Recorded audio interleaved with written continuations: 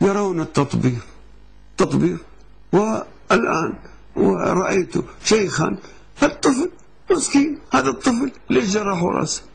أول شيء هو منظر التطبير مفزع، يعني رهيب، وهو حجامة. لو أنه نظم التطبير في ملايين من الناس وجرحوا رؤوسهم ونزل دمهم على أكفانهم، ثم ماذا؟ مقابل إسرائيل؟ يا ريت في غزة يستعملون التطبير مقابل إسرائيل. في جنوب لبنان كان في عاشوراء التطبير، ماذا فعل بجنود اليهود؟ يرتجفون. التطبير ماذا؟ يعني ناس شباب الشيعة في يوم عاشوراء عندهم حماسة، نحن نريد أن نواسي، يضرب له على رأسه، لا يصير يفور دمه، يتصورون أنه هذا شيء، وطفل أمة تأتي به ناذرته، اجرحوا له رأسه حتى يتخضب من هذا الدم مساواة للإمام الحسين عليه السلام.